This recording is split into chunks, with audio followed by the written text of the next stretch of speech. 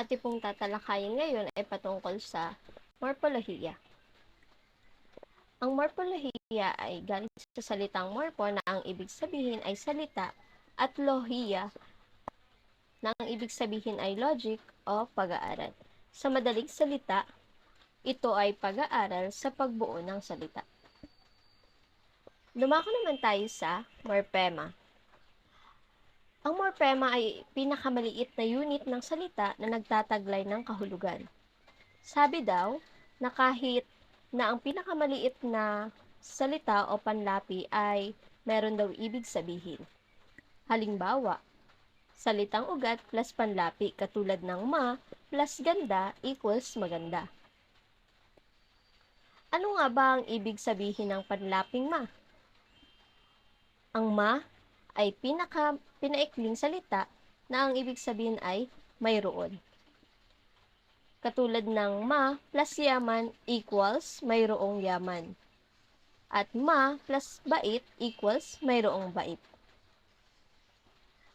Dumako naman tayo sa pagbabagong morphoponemiko. Mayroon tayong 6 na uri. Ito ay ang pagpapalit ng ponema, pagkakaltas ng ponema, asimilasasyong partial, asimilasasyong ganap, metathesis, paglilipat diin. Dumako naman tayo sa unang uri ng morphoponemiko, ang pagpapalit ng ponema. Meron po tayong 8 titik na pwede pong magpalitan. Ito ay ang I at E, O at U, H at N, at D at R, na pwede pong magpalitan sa mga salita. Halimbawa, istruktura o estruktura, totoo o totoo, dito o rito, at tawahan o tawanan. So, makikita natin ang pagpapalitan ng I at E, O at U, H at N, at D at R dito sa ating mga pangungusap. Dumako naman tayo sa pagkakaltas ng ponema. Kinakaltas nito ang huling patinig ng salitang ugat at nilalapian ng huling in or an.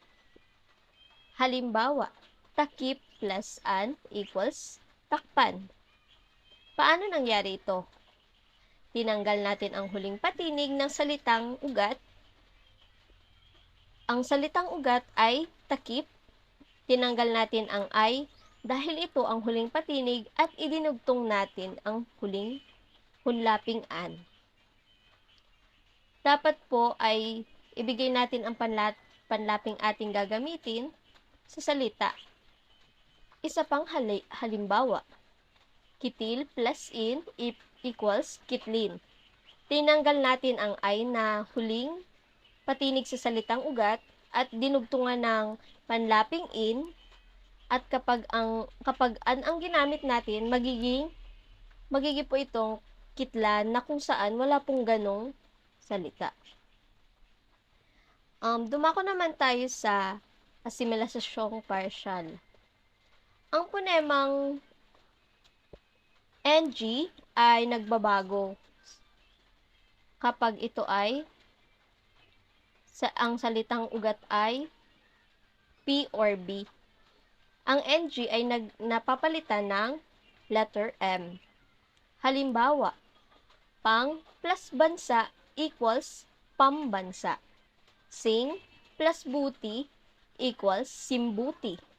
Lagi niyo pong tatandaan na magiging M siya kapag ang salitang ugat ay nagsisimula sa letrang P o B.